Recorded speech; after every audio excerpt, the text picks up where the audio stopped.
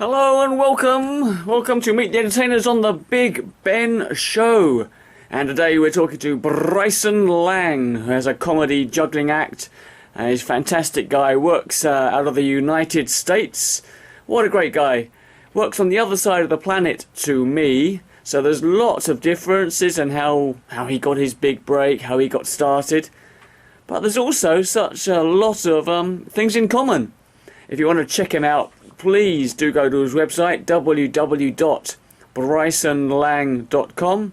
Bryson is B-R-Y-S-O-N. Lang is L-A-N-G. If you want to check me out, my website is www.thebigbenshow.com. Once again, this podcast was recorded on Skype, so the audio quality is so-so. And if you want to be interviewed, please do get in touch with me. My email is ben@thebigbenshow.com. And on these sites like iTunes, I'm only putting up about 3 or 4 podcasts. So if you want to check out all the old episodes, then go to my website, www.thebigbenshow.com. And there on the main page, if you scroll down, you can see links to all the other podcast interviews that I've done. All right, let's go over and talk to Mr. BrysonLang. Right, so, okay, BrysonLang, thank you very much for talking to me. What is it that you do?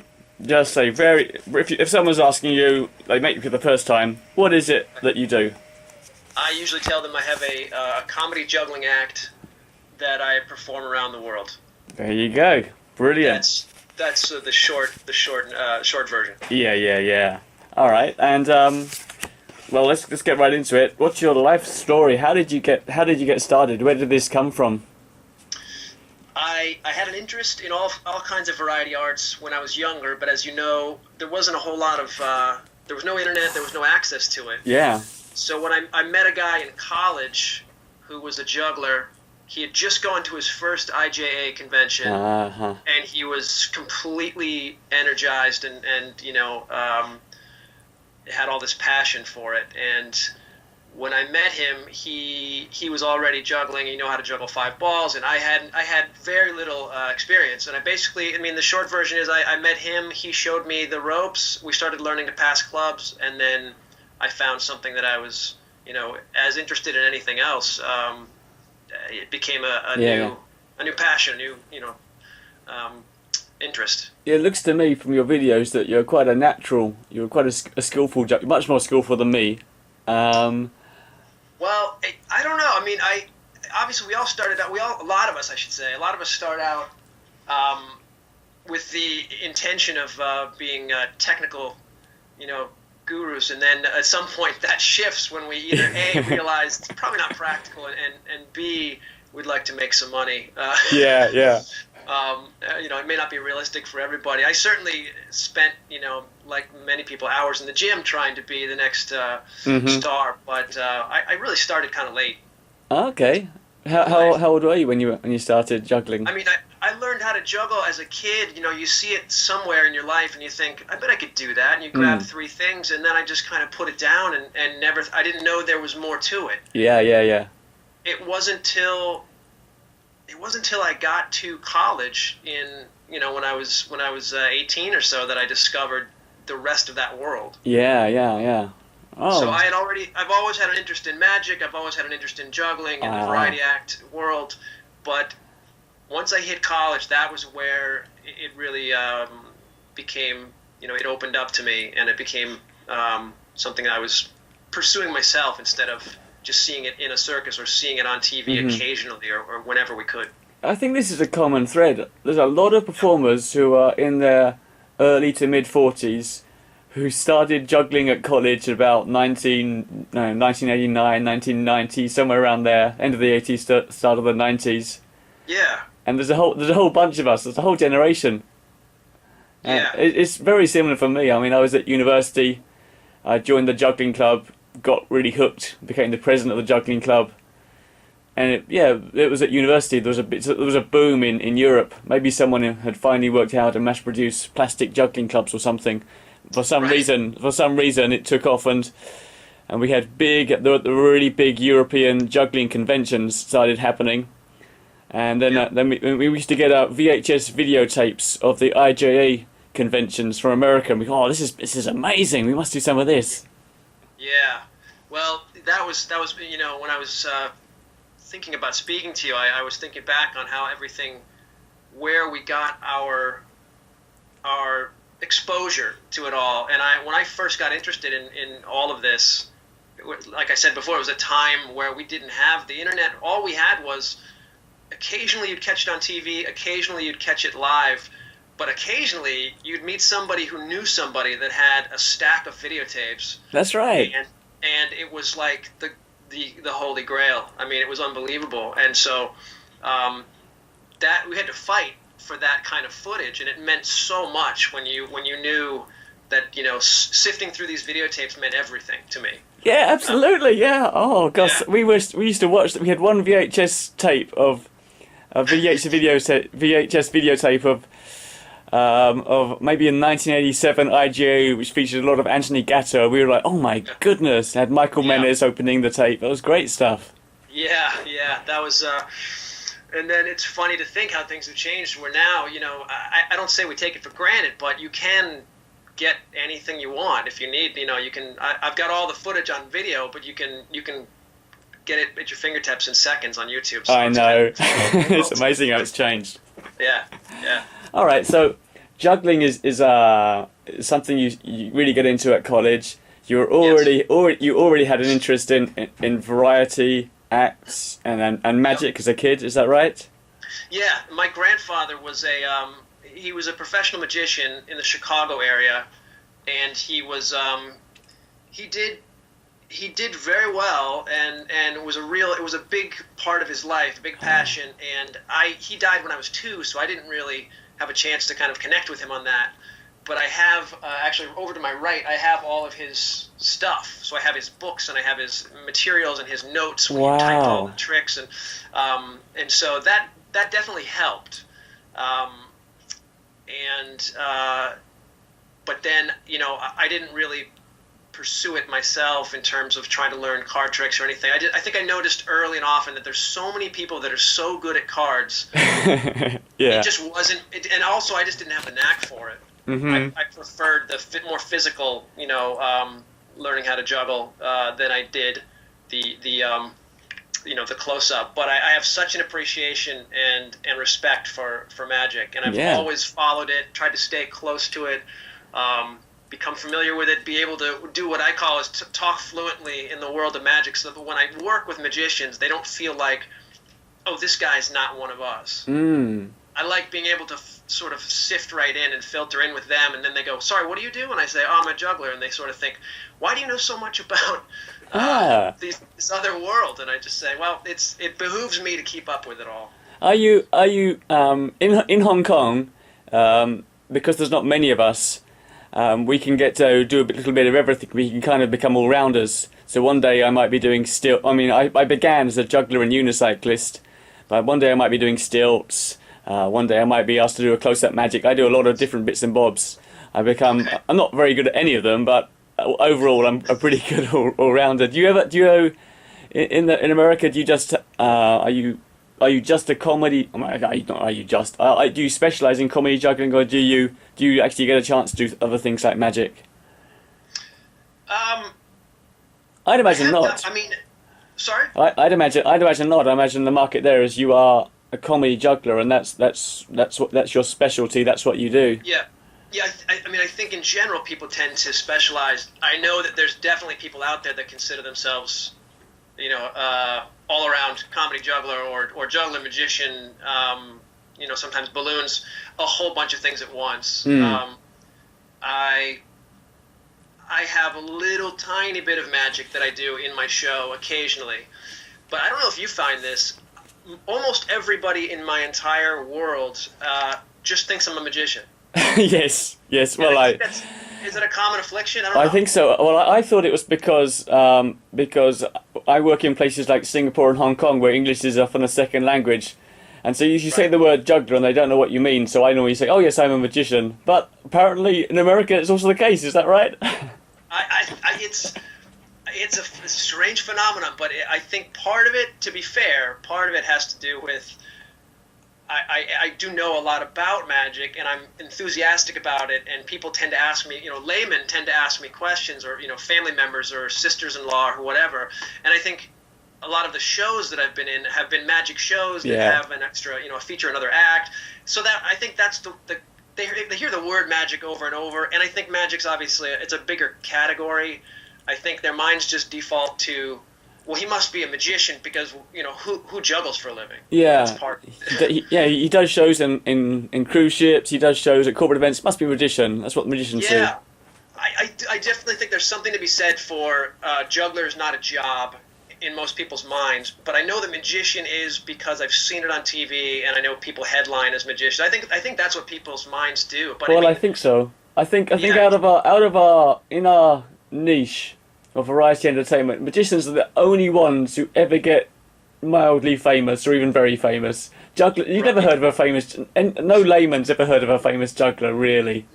No, they just know, they know of a famous person who they know can juggle. Yeah. They also, can do other things, but yeah, I just think it's a bigger category, and it's even after I've done a show, people will come up and say, "My son loved your magic." I don't know. It's just, I think people's brains, that's where they go. It's just what happens. Yeah. All right. So you're at college, and there's a friend who's already been to the IJA. Yeah. And you're getting inspired.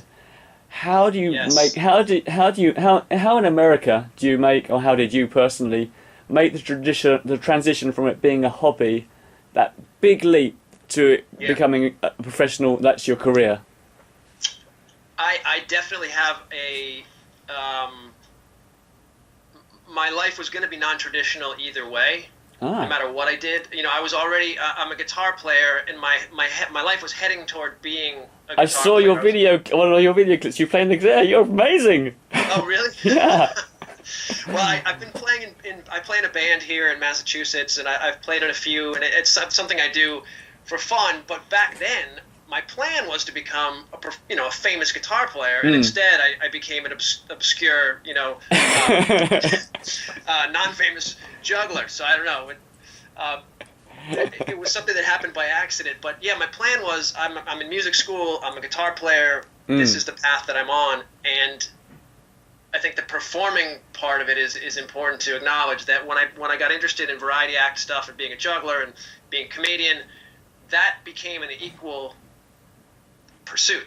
Yeah. And then it was sort of a question of, well, along the way I've learned from talking to people and being around variety artists, and I've learned sort of how to approach it and become how to make money at it.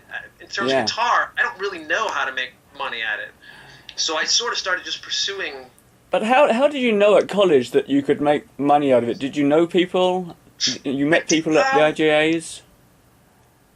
I think what happened was I had so much, I watched so many different acts, and I saw so many different styles, and I saw people that were doing it and had made it to the Tonight Show and all these things, and I thought, well, these guys are doing it, and I'm going to conventions, and I'm meeting them personally. I had access to the quote, the famous, the stars, celebrities in the variety world. It just seemed more accessible. Okay. Not necessarily easy, but something that there must be. I can get some wisdom from this more quickly than you can't really call up Eddie Van Halen and say, what do we do? How does this work?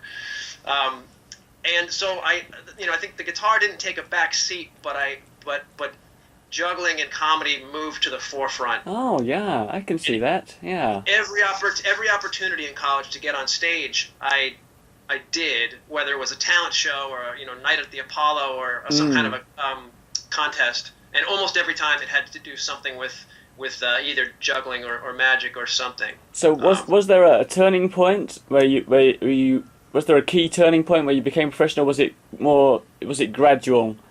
You got more and more paid shows.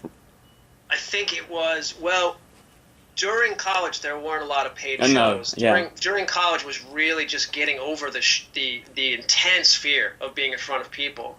Right. And I'm naturally a very shy person, and I'm naturally terrified of being on stage. So for me, doing a show is it's more of a goal that I get through every time. And, so for me, it was really, I mean, college audiences are tough. It's a bunch of people folded arms, and they're just looking at you like, you're guilty until proven funny, And so that training ground for me was, if I can get through this weekend and through this talent show, I will feel so good about myself.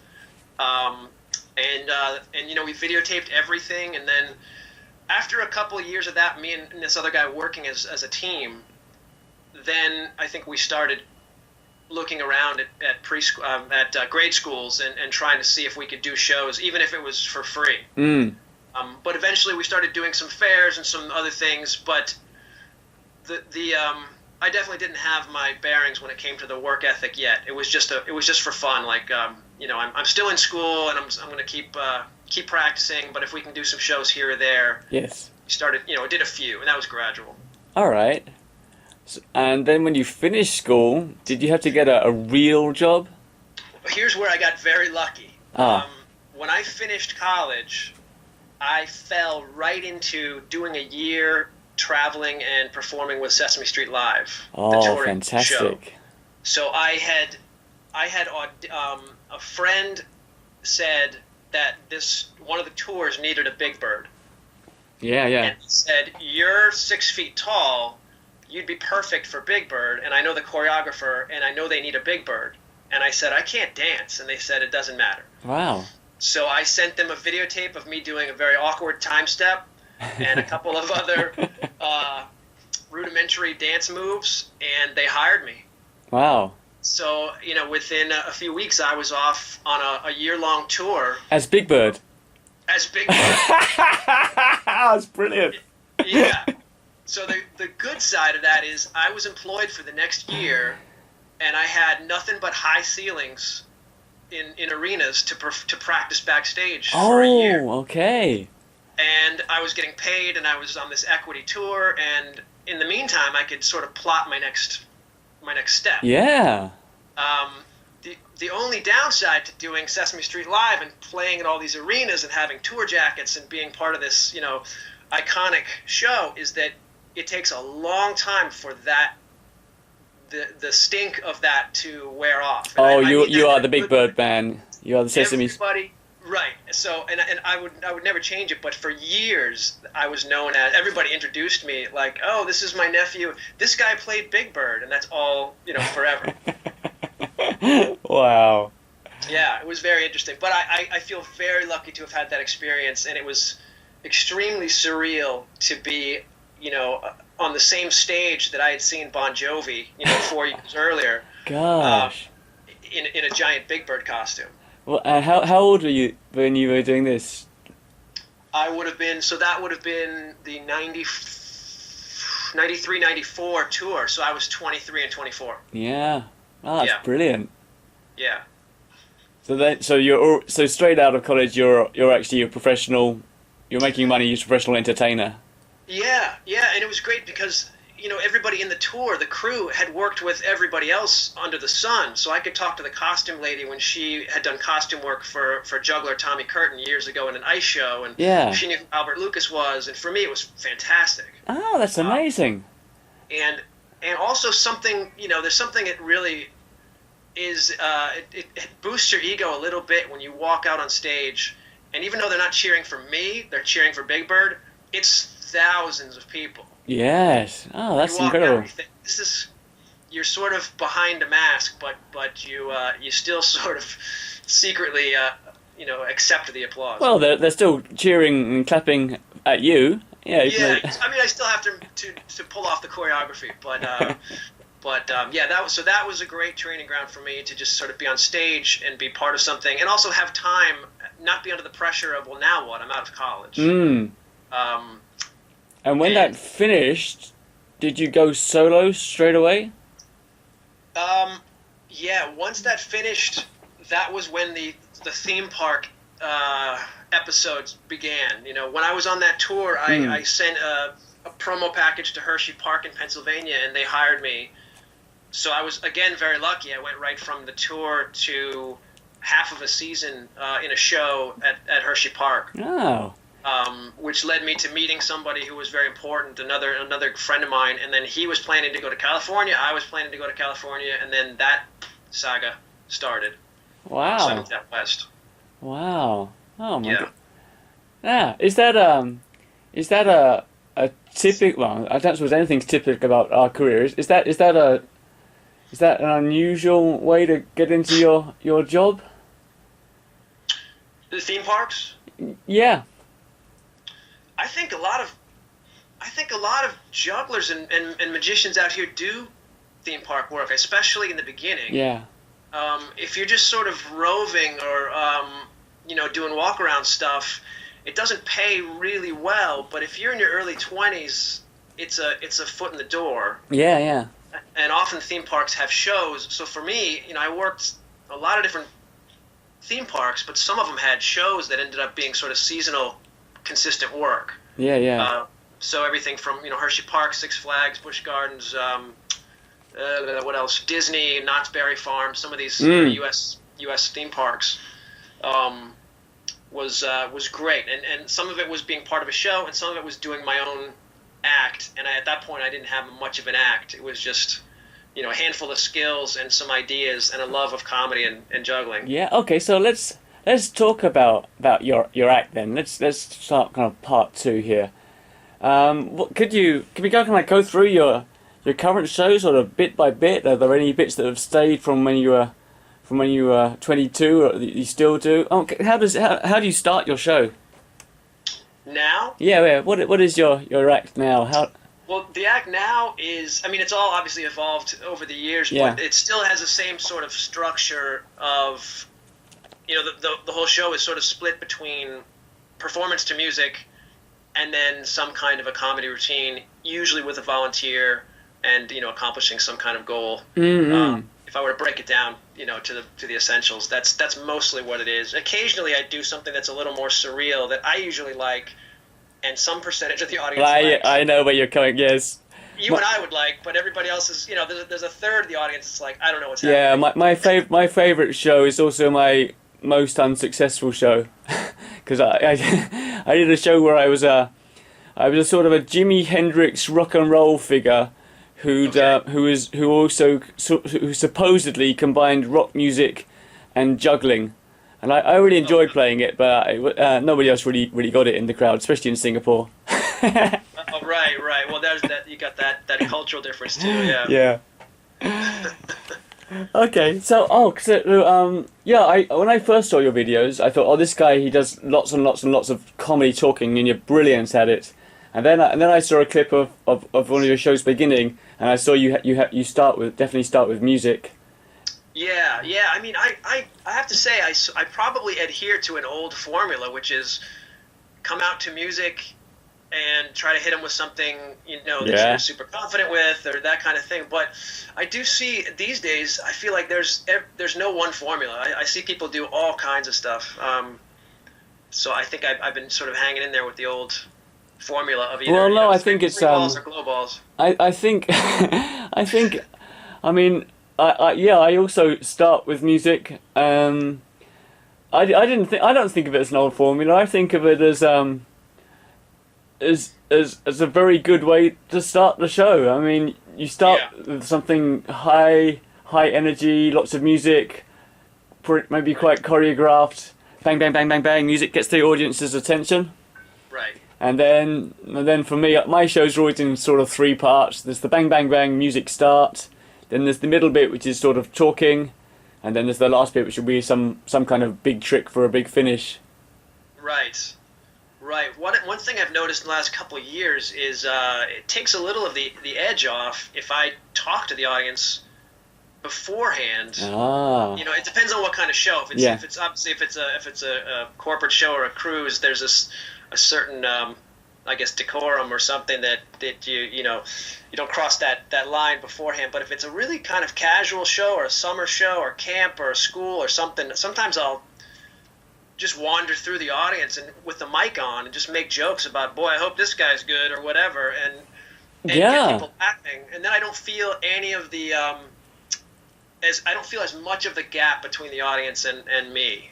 And then That's a lovely thing to do. Yes, I think I've done occasionally things like that, just sort of improvising, talking as I begin. Yeah. Yeah. I guess one of the differences between where I work and where you work, where I work in places like Singapore and Hong Kong, they haven't really seen people like us before. Maybe now they have, but especially when I was beginning in the early 90s, mid 90s, in Singapore I was the only person in the whole country with a unicycle. In the whole country. Okay? Wow.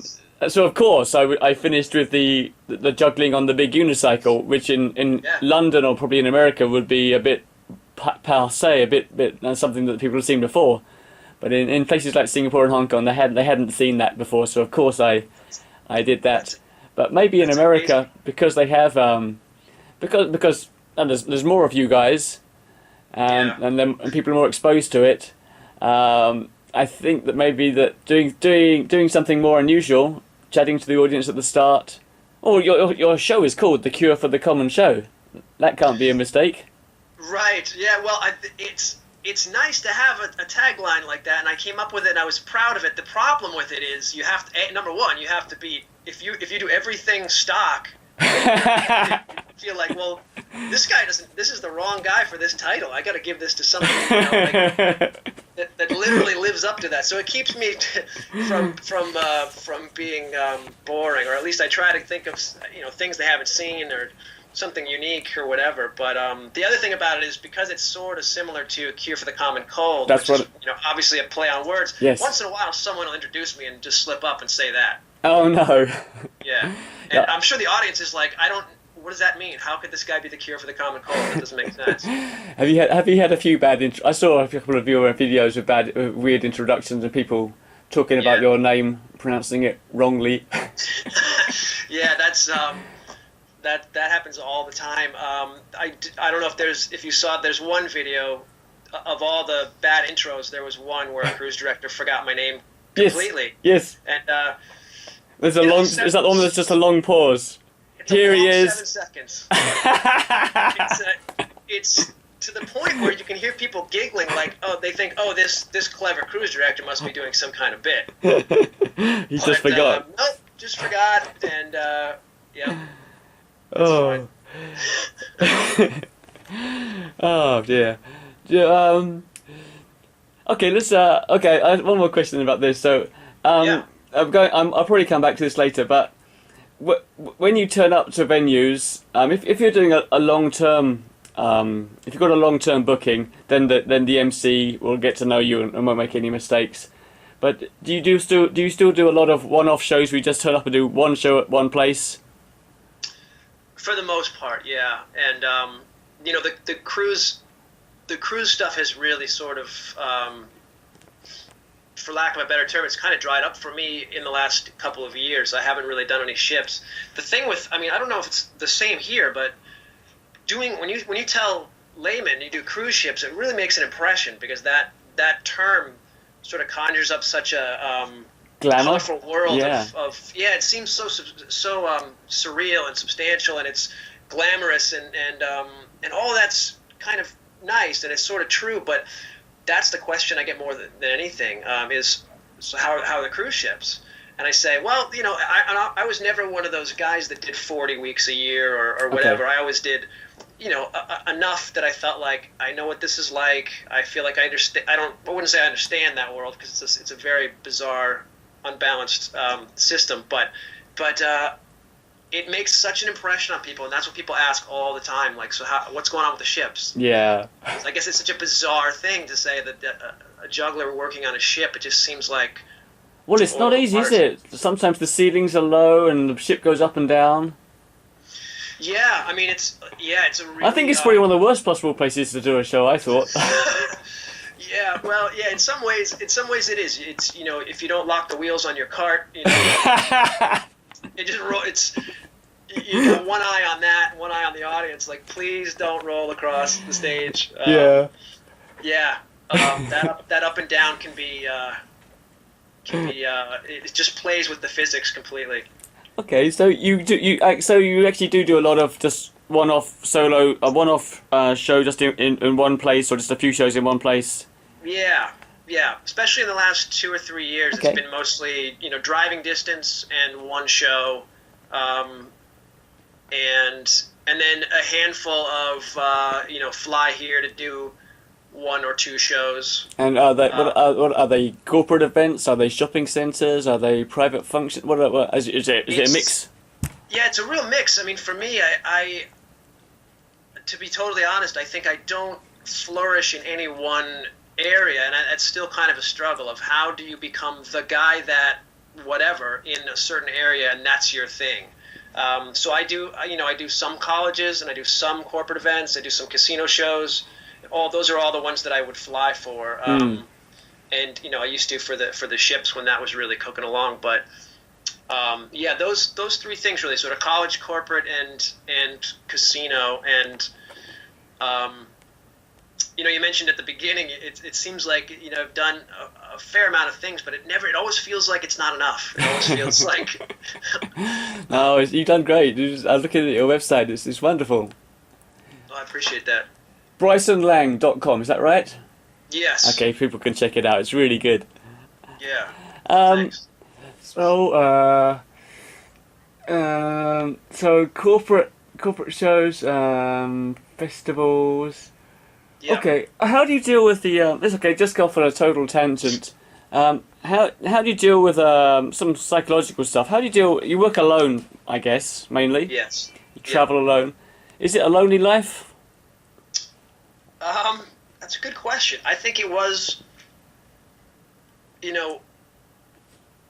I was doing long-term shows, between 2004 and 2009, I had a string of luck where I just kept doing long-term casino shows, long-term variety shows, and they were great.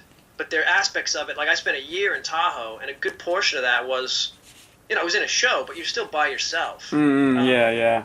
And, it's a semi-remote area, and you're in a hotel room for day after day after day, and it's not for everybody, but I definitely enjoyed the opportunity to sort of figure out, well, what can I do? What can I accomplish? How can I be productive?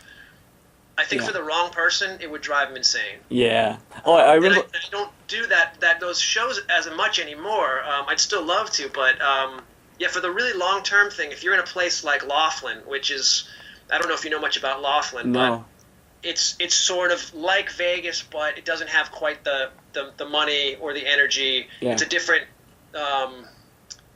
It's a different feeling. It's like a smaller Vegas, and it's in the middle of nowhere in the desert. Right. And I was there for many months, and it could be tough for people to keep their faculties together. But I really enjoyed it. Yeah, what do people don't realize? A lot of our life is just sitting around in hotel rooms. If we are overseas or far away. Right. I was in Abu Dhabi for about 2.5 months in the summer, and Abu Dhabi was so hot that you couldn't really go outside anyway. So you just sit in the hotel all day long until it was time for your show. That's outrageous. Abu Dhabi is that Ethiopia? Abu Dhabi is the United Arab Emirates, so it's the Middle East. Oh, that's right. It's next to Dubai. Dubai is its famous sister city. Yeah. There's a I'm trying to think of the city in Ethiopia that sounds like Abu Dhabi. Yes, there is Addis Ababa, maybe. Addis Ababa, that's it. Yeah. Oh, I remember a question I wanted to ask you. This is going back a bit. Sorry, I'm messing around with the chronology here. So you say you do a lot of one-off shows. You go to somewhere, do a corporate event. Right. How do you deal with the fact that maybe they don't know your act, or so you've got are you self-contained? Do you take everything with you? Do you take your own microphone, your own? Because sometimes you turn up for example, this is what I'm going to say. Sometimes I turn up to somewhere, and if I haven't brought my own stuff, they're completely. Sometimes I turn up and they haven't even got a sound system, so I always take along my own little sound system in Hong Kong. Hopefully that's not a problem for you in America. Well, Yeah, it's funny you should bring that up. I mean, until a couple of years ago, when I would get booked for a place that was, say, an hour away, and I'd get there, you try to find out ahead of time what the what the resources are, and if there's a sound guy, and all those kinds of things. And like you said, sometimes there are, sometimes there aren't, and it can be very sort of disorienting when you're spending time there trying to figure out, okay, is there any sound or what's happening, or you'd love it to be all taken care of. And I finally decided about 2 years ago to buy a sound system. Okay. So I take with me, and it just is the greatest thing to have that confidence to bring your own sound, run your microphone and your music, and it's on remote, and it's not like it never goes wrong. There's occasionally there's issues, but for the most part, it gives me that confidence to come in, do a quick mic check, everything's already plugged in, and I can concentrate on warming up and getting the show ready. So that's been a lifesaver. There you go. Same solution. On the other side of the planet, I came up with the same idea. I take along a little. It's not big. It's about. It's a little speaker. I can plug in my iPod at the back, and there's a wireless microphone that links up to it. Yeah, we do the same thing. That's great. Okay, so you don't have the problem of giving a CD to someone and trying to get them to cue it, right sound cue at the right time, that sort of stuff. Yeah, I mean, I do. I had so yesterday I did a show. I just used my own sound system, and that worked out well. Wednesday, it'll be different because it's a theater where they say, well, we have a sound guy, we've got it all figured out, and so I'll be running my sound still because I'll do it through the remote and through the iPod, like you said. But I used to give my CD with a cue sheet. Yes. And not to sound ungrateful or anything, but almost every single show, and my friends and family can attest to this, almost every single show my sound was completely just wrong. And I think of myself as a fairly sort of organized, straightforward, clear. I'd write down everything so carefully. My cue sheets were impeccable, and I'd go, it'd just be completely wrong. And afterward, the guy would just go, "Great show." He'd never acknowledge it. And I'm just not. I don't have the personality to chew anybody out, But it got to the point. It's so confusing. Like, how can the rehearsal was perfect, and the guy said, he's got it, and gave me the thumbs up. Why is this a problem? Yeah. The only solution I came up with when I used to take a CD was, the two things. The first thing was always play the music before I go on stage. Yeah. Yeah. I'd wait till wait till 100% sure they're actually playing the music, and then I'll rush on stage. Don't want to rush on stage and then stand there waiting for the music to start. Yeah, it's so awkward. And a lot of no, go ahead. And the other solution would be just to have it continuous. Just continuous. So there'd be the choreographed music at the start, and then I'd have some quieter music during which I do my talky bit. Yep. Then the music would start to build up, and I'd hear that, and I'd think, okay, it's time for me to start getting to my big finish. Right. That seemed to work all right, but it doesn't give you a lot of flexibility, and you can't have lots of precise comedy sound cues, the music coming on at just the right time, because it's exactly, you have to guess some of the timing. Well, I think one of my strengths is audio editing, so I decided when I was using CDs that maybe I would edit everything, like you said, in a way to make less work for the sound guy, and then hopefully make the problems go away. Yeah. And the downside to that is I would put in breaks and things, and every time there was a false ending, I know this. They'd make the assumption they just stop the music. And Yes. Oh, now we have to go back to the beginning. Like, now what are we gonna? That's worse. Yeah, I had I generally right for 20 years, the first bit of my show has been rushing on stage and the music stopping and me looking around confused and rushing off, and that was not, I recorded those pauses on purpose for a right, exactly. But when it happened, people would say, "Oh, your CD's broken," or they press stop. Yeah, I would tell them before the show, as I held the cue sheet, and I'd say, "Just so you know, I edited this. It sounds very convincing. The music will stop as if there's a problem, and then I say something funny, and the music will pick up." And they're like, I got it. Oh. And when it happens, they jump on it. And they stop it. And afterwards, they're like, man, I'm sorry. I thought that was a fake ending. I'm like, that's exactly what he said. Oh, brilliant. Yeah. Oh, dear. Do you still get nervous before shows? You said you were quite nervous as a kid getting on stage. I do. I think, you know, you get to a point where you know your show and you have a certain confidence with a certain percentage, if not all, of your act, and you feel like, well, that I can hang my hat on that, knowing that I know what to do from A to Z and I'm comfortable with it, as opposed to in college where you thought, we just made this up yesterday. I don't know if this is going to work, you know. Yeah. And these are the people I'm going to see in the hall every day, and they're going to judge me up and down.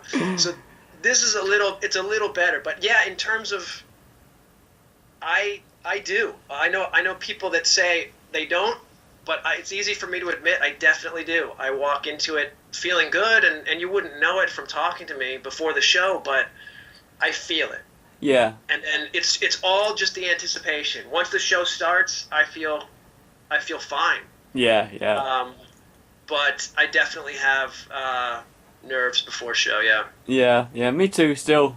I remember when I started, and I'd be packing my box for my show. I wouldn't be able to talk to anybody. I was so, I just wouldn't be able to talk. Right. And now I don't have that now, but now I still do get nervous. Sometimes just for no reason. I'll be backstage, waiting to go on stage, and it'll hit me. Ooh. Yeah. Yeah. Strange. never get over it. I guess it's a good thing. Keeps you focused, I guess. Yeah. There's a way to. I have a quote that I wrote down on my wall here, and let's see. It says, "The pressure is a privilege." And I always thought and it was from the tennis player Billie Jean King. But I always think of that when I'm before a show, and I think, well, this is a high pressure show. This is a big deal. There's a lot riding on it. I'm very nervous. Yeah. Please don't drop. All those things that go through your head. I hope they like me. Yeah. Just all that human stuff. And then I think, but I'd rather be doing this than most other things. Yes. And that's such a gift and such a privilege. So I always think to myself, you know what? The pressure's a privilege. It really is. I've got so many quotes all over my wall as well. I've got one here. Corporate shows. Wow, I get to do my stuff in front of 1,000 people. How cool is that? That's just to remind myself that it's fun. Yeah. Yeah, I mean, originally it was when I first graduated from school, and my roommates were struggling for work and jobs and stuff, and they'd say, "So how's it going with you?" And I'd say, "Good. I'm gonna go mountain biking, and then I'm gonna have a show later on today." But they'd have these they'd be sweating out the interviews for the 8-hour grind, and I think now that I'm getting older, I definitely appreciate the fact that they have insurance and safety net and consistent work and all that, but it's not for everybody. Let's talk about that. So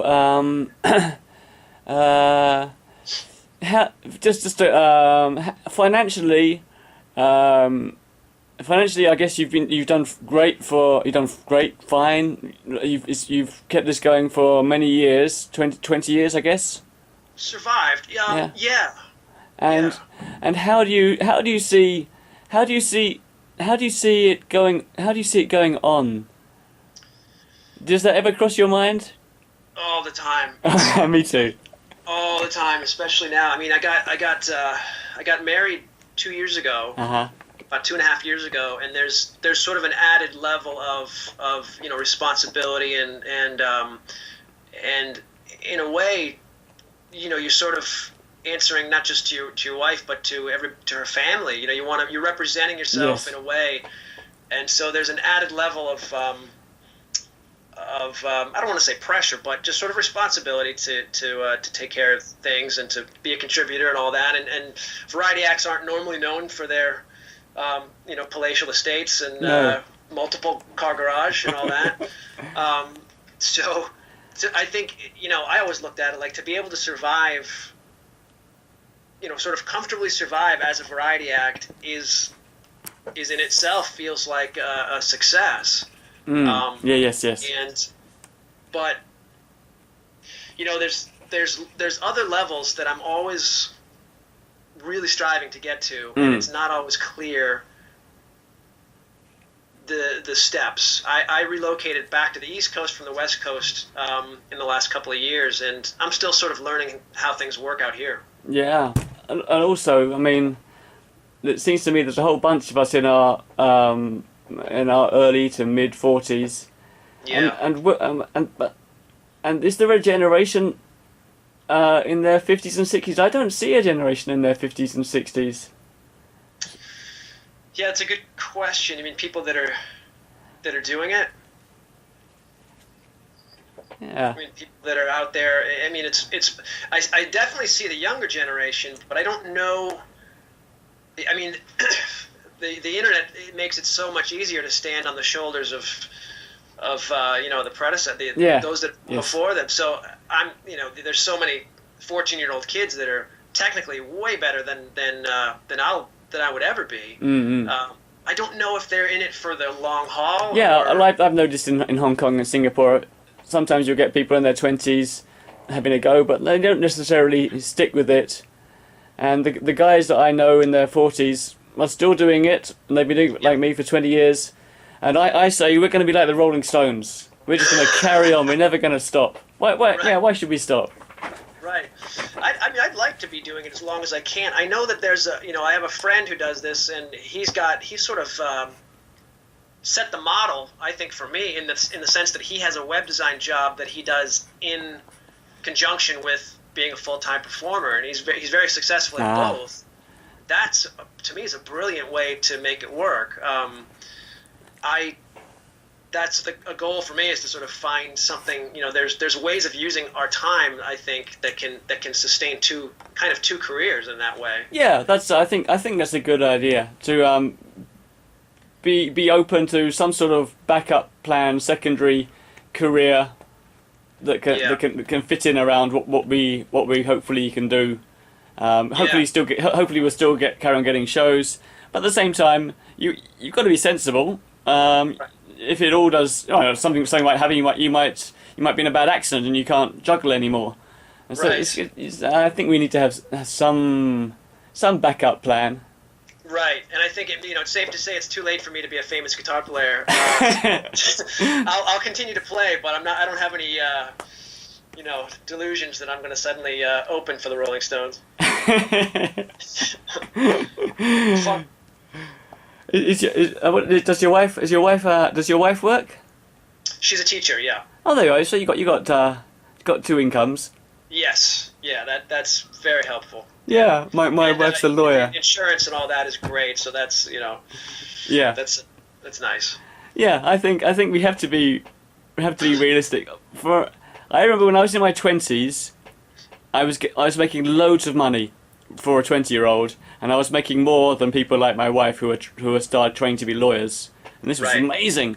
Then in my 30s, I found I was earning the same as the lawyers, and now in my 40s, I find the lawyers are earning way more than me. Right. But I really love what I do, so I can't complain. Yeah, definitely. Again, sort of going off at a tangent.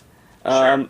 I saw you juggling with beach balls, and I thought to myself, that's a good idea for transportation purposes, because they look huge on stage. Yeah. But you can shrink them down to a tiny amount. Yeah, that was the plan, really. I mean, I hadn't seen any. I'm not going to claim that I started it by any means, but I hadn't seen anybody else do it, and it just hit me one day. This is what I should do. Yeah. And so it became my closing thing for years and years. I haven't done it lately because I have some other things that I do, and it takes time to pump up the balls. I know. I've used beach balls in my. This is amazing. Yeah. I have the same issues. I did a show. For quite a long time. I had an act in my show called the Beach Ball Challenge, where I'd put a roller bowler on top of my 3-foot high magic box, stage box, and I'd be bouncing on that, and the audience would throw beach balls at me to try and knock me down. And of course the beach balls are so light, even though they're huge, they can't knock me down. And that was the act. But it was pretty tiring having to, even when you take the valves out, to inflate and deflate the beach balls. Yeah.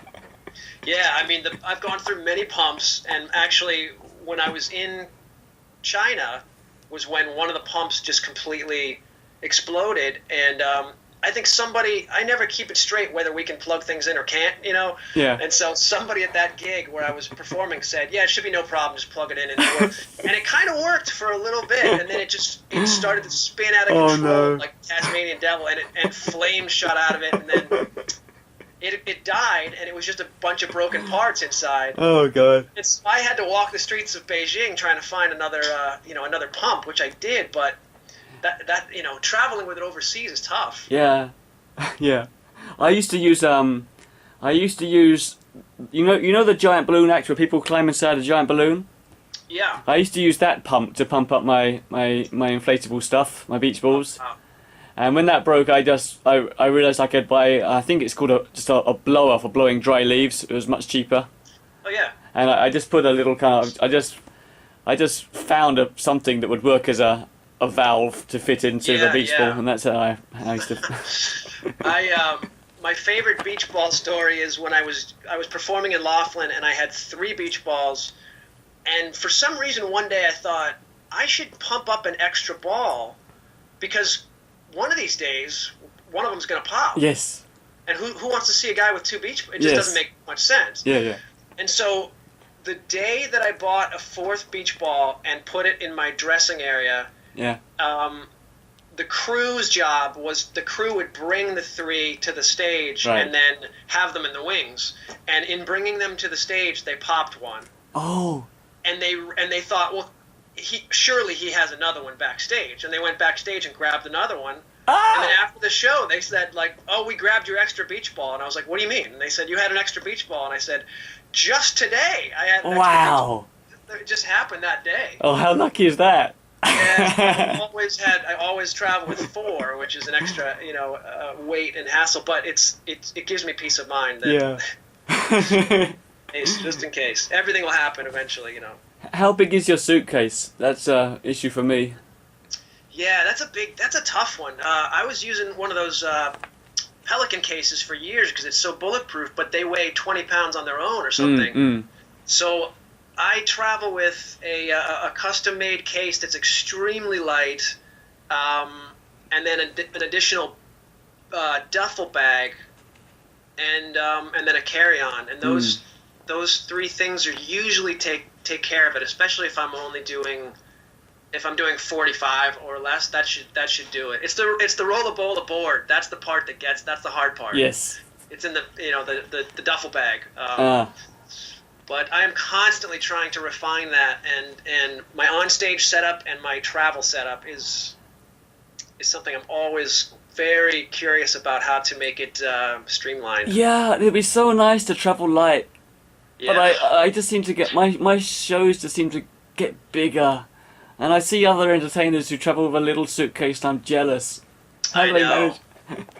Absolutely, yeah. Oh dear. I was looking at your some of your videos, and you appear to have you turned maybe your box or something into like a stage show box by wrapping some fabric around it. Oh yeah, that's been my. I mean, one way to save weight, I know it sounds obvious, was to use your suitcase as your prop stand, obviously. Yes. So that was my rudimentary attempt to conceal that. No, I think that's I do the same thing. I got the idea from a ventriloquist who was traveling through Hong Kong, Michael Harrison. Okay. And I was looking at his box on stage. I think it's kind of a lumpy sort of stage box he's got, but it's very big. Then after the show, I realised it was just a suitcase on top of 2 chairs with fabric draped around it like a curtain to make it look like a stage. And it was great. Did the job. Yeah, I'm so fascinated by people's stage setup. I personally I feel like I need to have my stuff be able to roll. And I have other friends that don't mind picking the whole thing up and carrying it on, or having someone else do it, or whatever. But I really like that flexibility of being able to have it roll. So I have my box, and it's sort of bolted to. It's essentially just a file cart stand without the files. Okay. Because it comes apart. There's 4 legs and a frame, and they all come apart. Yeah. And it's a little on the heavy side because it's all metal, but it rolls really well. Ah. And it's what I've been using for a few years. From behind it doesn't look very. It looks pretty. But from the front, it looks fine on the videos. It looks great. That's good. That's good. Yeah, I started off as a guy with wheels, and now I've moved to no wheels. Okay. I'm not sure which is best. Yeah. And if I'm doing a low key show, I'll take my Suitcase onto stage. If I'm doing a bigger show, then I have a sort of a stage. I have a kind of a magic looking box. It looks a bit like the stuff that people. It's a black box with it's a big black box. That's all I'm saying. Yeah. No, I sort of have 2 setups too. If it's a casual show, I can just use the box by itself, and the lid becomes another holder of things. And then if it's a more upscale show, then I use the full on rolling setup. Yeah. So, I guess you don't have an assistant travelling with you, so right. You have to get everything on and off stage for when your show begins and ends. Yeah, I do. I think on the ships was the only time where they would ask you what you need and all that. So yeah, I do it basically all myself. Yeah. And I try, another reason to keep it sort of minimal. The only other thing that I learned, I don't know, maybe 10 years ago, was it's nice to have not only your prop stand, but somewhere to put the stuff, like a drop. I call it a drop. Yes. Just an open bin of something. So when you're done with something, you can kind of dispose of it, so to speak, and then be right back in the audience's face without dealing with your stuff. Oh, yeah. I definitely have a drop box. Yeah. I love that. And same solution, different continent. Yeah. And I also think that one of the things that makes me happiest is being able to get everything on and off stage. Like the music begins, I don't even need any setup. Boom! I come onto stage, and my show begins, and then as the show ends, boom! I'm off stage. Everything's off stage, and if I work on a show consistently for a year or so, I can get to that stage. But when I start a new show, inevitably I have to spend 5 minutes putting everything on stage first, and then starting the show. And then after the show finishes, I have to creep back on stage for 5 minutes, picking up all the bits I've dropped all over the place. But my aim is to be able to have the stage empty, bang, my show begins, I can come on stage with no preparation, and then bang, the show finishes and get and everything's off stage already. Yeah, but it's not easy. Like that. Oh, that's nice. Yeah, what I do is I might just do a small trick as my very first thing. Like in a corporate show, I used to just come on stage and do the thing where you put a rubber glove on your head and blow it up. Yeah. And then bang, and then there'd be some intro music, and while that was happening, I'd wheel on my other stuff, and it seemed to work quite smoothly. Yeah, that's a good idea. And then at the end, I'd have a volunteer. At this point, I did the giant balloon act where I climb inside a giant balloon. Okay. And so while the volunteer was blowing up the giant balloon, I'd be clearing the stage of everything. So that once they did the giant balloon act, there was nothing else on stage except for me and the giant balloon, and I could just finish. Right. But it's not easy. It takes a while to sort it out, and sometimes it's impossible. Sometimes you have to set things up and clear it off afterwards. Not easy. I know. Yeah, if I work as I'm an MC of a USO tribute show featuring these 3 women that sing like Andrew Sisters and different songs through the years. And so when I'm working with them, I tend to come on and off stage, and that's where that's really important for me to be able to wheel it on and wheel it off, and then they're the focus of the show. Yeah. But for the most part, it's almost usually just me. I mean, most of the shows that I'm doing now. So if I finish and my stuff's all over the place, it's a little more acceptable. But I'm still very, very conscious of that, trying to keep things neat, and you find yourself waking up in the middle of the night thinking like, oh, I should put these here and hang this and this. I tell you, this is one of the things I'm addicted to. I just love the idea. Forget about the actual show, just getting on and off stage. I love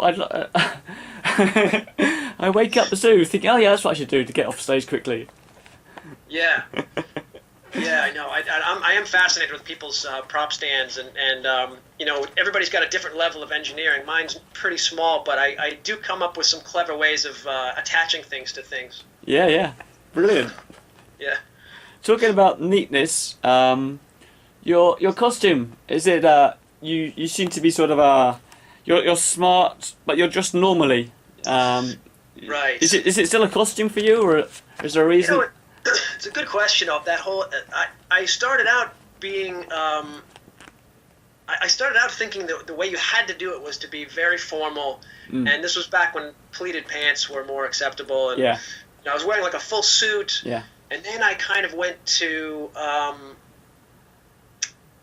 I had these shiny short sleeve shirts that I would wear on a ship, and somebody in the ship business told me, you can't wear short sleeve shirts if you're an entertainer. Right. And I thought, I see where they're going with this, but I don't think that's true, because nowadays I have friends that are doing all kinds of shows, and not only are they wearing short sleeve shirts, they don't even have a collar. Yeah.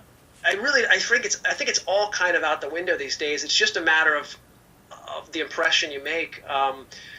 I used to tuck my shirt in all the time and have the belt and have that much more formal look. And in the last 10 years, I've gone with the untucked look. Oh, yes, your shirt's out. Yes, that's right. Yeah, and I like mostly the straight across untucked shirt. And it's for two reasons. One, my mic, the way I wear my mic, the cable doesn't have to get kind of tangled up in the tucking in. Right. It sort of doesn't get all messed up with that. And then the other reason is with my remote, the shirt covers the remote. Ah, there you are. On the belt. But also I kind of like, when you're moving around and doing pirouettes, and there's, a few routines I have where I'm a little energetic and doing some juggling. And I hate always having to readjust my tucked in shirt to try to look a certain way, Yeah. So I don't know. My philosophy is I like the untucked but fairly put together. Trying to sort of balance that. I have the tucked untucked issue sometimes. I always for some reason, for me, I'm quite a shy person off stage. So when I was on stage, I was always been in some sort of outlandish costume. Yeah. Always bright coloured, sort of modern clown something costume, weird costume. I've always had that on, and I've normally tucked my t-shirt in, but sometimes it falls out during the show, and it annoys me that half the show it's out and half the show it's in. Right. I also always wear formal shoes, and I know friends that they'll wear sneakers or whatever, and it seems to suit them. But I always, for me, I feel like if I'm not wearing suit shoes with the suit pants and the untucked shirt, it doesn't quite feel right. Right. The shoes to me, make it sort of complete. Although it does make it a little harder for some of the soccer tricks and all that. But I don't know. I agree. I think whatever feels right is what you should go for. Yeah. I feel right wearing some sort of outlandish costume, polka dot clown or something unusual. Right. But if you feel right the way you are, that's what you need. Otherwise, you can't be yourself on stage. Yeah. No, it helps. It definitely helps with that for sure. My next card says red panties. Oh wait, where did that come from? Well, don't get me started. So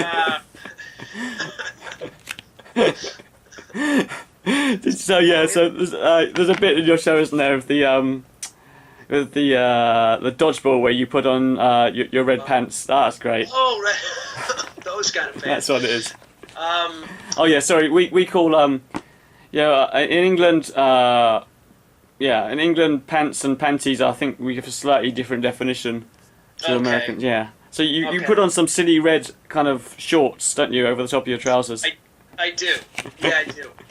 I hike those right up, and it's. I don't know if dodgeball is as popular in the UK as it is here. I think but we as know. Kids, you basically get the gist of it. Yeah. Just two teams throwing balls at each other. I think we know. Yeah, I think. Hits are out. Simple and barbaric. Oh, similarities. I had a routine where I put on my safety equipment before I got on my unicycle, and my safety equipment was bright red swimming trunks that I wore over my trousers. Okay. It's bizarre, isn't it? That we've never met, that we come up with the same solutions. I keep thinking. I mean, I bought them. The whole routine is supposed to be here's sort of an homage to playing, overcoming adversity from playing dodgeball when I was in grade school. Yeah. But I bought shorts that would fit a kid in grade school. So I keep thinking that somehow the TSA is going to pull out, why, Mr. Lang, why do you have a 9-year-old's pair of red pants in your thing? And I have to explain it's part of my show. What's the TSA? Sorry, that bit I don't know. Oh, trading standards or something? It's the airport police. Basically. Oh. So I guess that would have been funnier if I had used an international term for that, whatever that is. Just the security folks at the airport. Talking about, if you do shows overseas, do people get your verbal stuff, your spoken jokes? That's a good question. I mean, I haven't done the only times I've performed. But you worked in China and places like that. Yeah. I was gonna, for the times I've been in Europe, it was mostly for the military, and those guys were mostly from the States. Yes. So I don't know how, as much as I grew up and currently really watch more, BBC than anything else, and English, comedy has been the backbone. But I don't know how the UK would react to my humor because I haven't performed for those audiences. In China and in Japan, it was locals, but it was also expatriates, and so it was a mixture of people from all over. And sometimes they got it, and sometimes they. Right, I'm sure things like the red shorts, that's so visual. I think the Asian audiences would get the slapstick. I think they'd love that stuff. Yeah, that seemed to work. Yeah, a lot of the play on words or stuff like that just doesn't resonate for obvious reasons with a foreign audience. Yeah. Well, that's tough. That's been my experience. I mean, if my career had been in the UK where I grew up, I think my show would have been much more verbal. But because I was working in places like Singapore and Hong Kong, Singapore they speak pretty good English actually, but still it's a different sort of dialect to us, and they won't get my references. So my act the comedy had to be pretty basic and broad and visual and slapstick. Yeah. I think a lot of it is what you're what you're exposed to and what you grew up with, and I think I would have trouble if I were performing more for international audiences. I would have developed, I'm sure, a different act. I'd love to do more of that, actually, perform for more international. Okay, here's some quick questions. Yeah. Music versus talking. Which do you prefer? Do you have a? I think I feel more satisfied and more proud of a talking routine that I feel really connects. Yeah. If there's a comedic moment, though, that happens when the music is going, I kind of enjoy that too, because I feel like I'm getting away with something that must have been thought through because the audience is laughing, or sometimes you find those bits by accident. Yeah, definitely. But I like those two. But I think talking. Yeah, talking. Okay. So. Comedy versus skill. Which one do you? What are your thoughts on that? So, for example, if I'm on stage. Yeah. Sometimes I can tell they're not getting any of my jokes, so I try to pretend my show's skillful. And sometimes I'll drop some things a bit too often, accidentally, so then my show becomes more comedy. Right. I mean, I would rather at this point. I mean, as I mentioned before, I think when I first got into juggling, my thought was, let me push the envelope. How much can I push the human endurance and the technical aspect of things? And definitely in my 30s and 40s, it's been more about the entertainment. Yeah. And I'd rather people come away from that thinking that guy was really funny, instead of anything else. Really. Yeah, right. I think an audience is going to enjoy a really funny gag with 3 balls more than they're going to enjoy a 7-ball flesh. Yeah. The analogy that I always used to give to laymen is, when we watch Olympic figure skating, those of us that are not in the figure skating world, and we watch it, and we see an Olympic figure skater do a trick where they leave the ice, they do something in the air, and they land back on the ice, we immediately go, well, that was great, although I don't really know what just happened. Yeah. We don't know which trick that was. We just know it was good. Yes. And when laymen see a juggler do something, they don't really know the ins and outs of it. They just know, well, that was good. Sometimes the flashiest trick can be actually quite easy. Yeah, it can be very counterintuitive. So I definitely, there's something to be said for how much of a punch does this pack, regardless of if it's really super technical, and they're not going to appreciate the difference really. Yeah. Between 6 or 7. Yeah. Okay, hit about this one. On stage and off stage persona, is it the same? It's very close. I'm a little more. The older I get, and when I do this, I'm getting goofier, and I think that comes from realizing that the best moments seem to come from the unscripted stuff. Yeah. And I know that's kind of a common theme when it's common knowledge, but it takes figuring it out to really appreciate it. So I think the more that I go off book, the better the shows tend to be, and the moments, they're better moments. Sure. Yeah. So my persona has become a little more exaggerated, than who I am. I think that's a common thread. Yeah, I think so. Yeah. It's you, but it's a very big, exaggerated version of you. Yeah. Cruise ships, comedy clubs, corporate events, casinos. Do you have a favorite venue? Well, I have such a love-hate relationship with the cruise ship world. Yeah. The idea of getting a call from your agent and they say, "Do you want to go to Bermuda?" That's fantastic. That's the good side of it, and you get well fed and you travel around the world. It's like being a secret agent. But there's a lot that comes with that. That, like I said, it's a very unbalanced system. There's all kinds of. It's very gossipy and political, and I don't mean to sound negative, but that's the truth of it. I think everybody's got their horror stories with ships. Yeah. I really enjoyed the casino shows that I did. There was really almost nothing negative about it. It was either 1 or 2 shows a night for weeks and weeks and weeks, and I never felt like anybody gave me a lot of rules. Great. They just sort of said, "Just do it. Let's do the best show we can do." And Isn't that the best? Isn't that the best when someone says, "Here's your stage, here's your time, just do your stuff." Yeah. And the worst is when you turn up and they say, "Okay, we want you to do like 5 minutes and then stop, so we can bring an MC on for an award ceremony, and then come back on again and do another 10 minutes." It's like, "Oh, can you just let me do my regular show?" Yeah.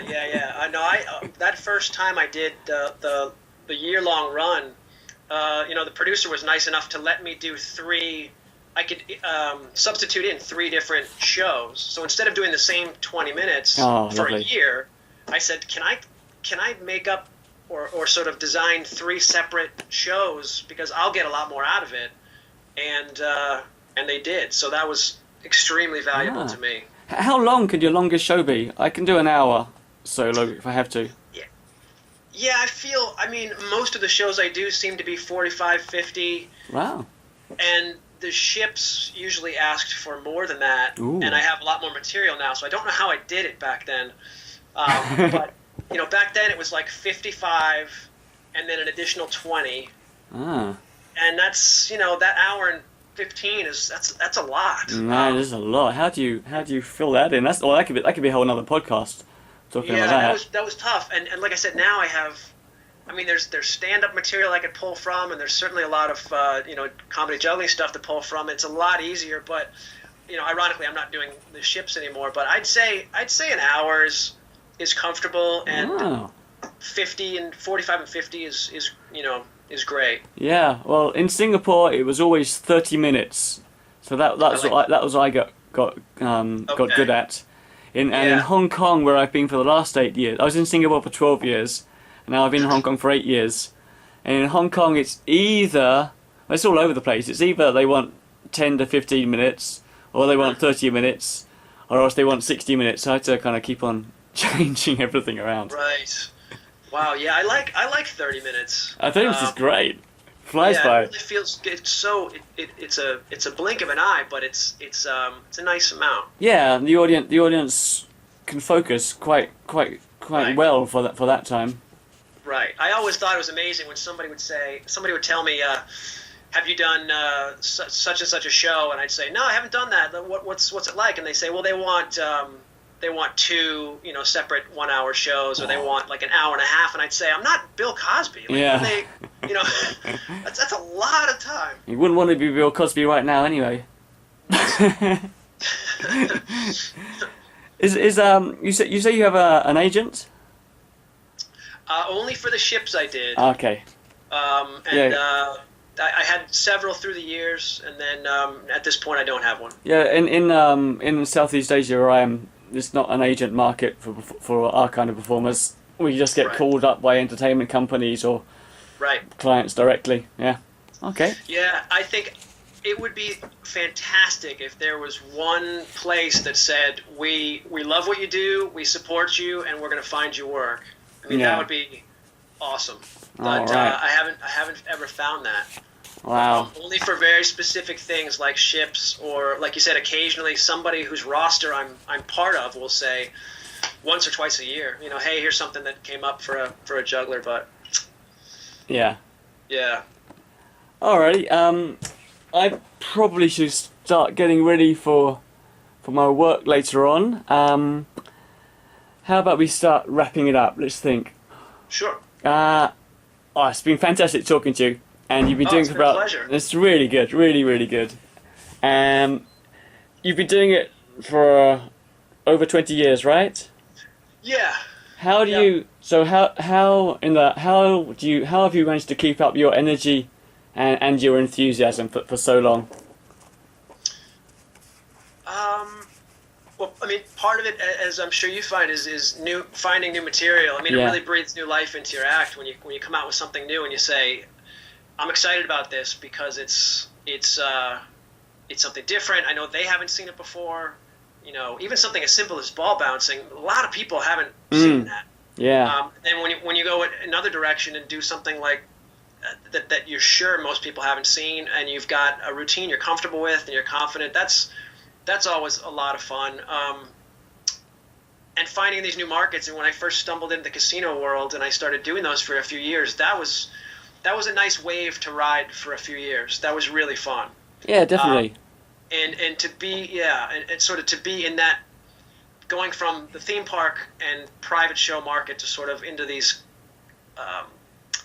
it was casinos where they had posters of the show, and it was sort of a different level. And it was very exciting, and that definitely made me feel like, okay, I'm not going to be worried about the sound guy this time. I know that this is all on a level where everything's kind of taken care of, and that definitely is very exciting. And then the international show. I mean, I'd say each type of venue and each chapter, it's exciting in its own way, for sure, for me.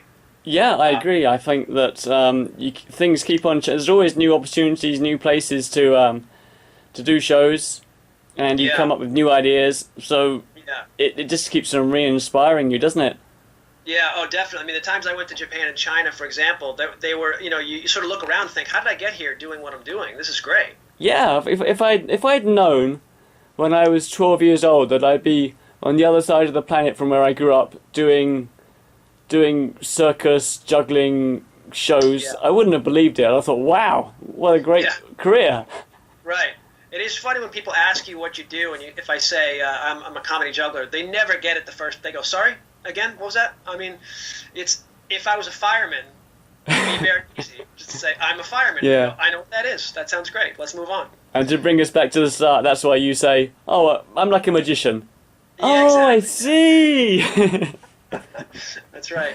Hey, Bryson, it's really, really good to talk to you, man. Hey, I appreciate it. My pleasure. So that was Bryson Lang. What a great guy. Wow. Once again, if you're an entertainer or you know an entertainer and you'd like to be interviewed, then drop me an email at ben@thebigbenshow.com. Once again, I'm rushing off now to do stilts. I'm doing stilt walking at the AIA Carnival in central Hong Kong pretty much every single day. So if you want to see me, come down and say hello. Alright, take care guys. Bye bye.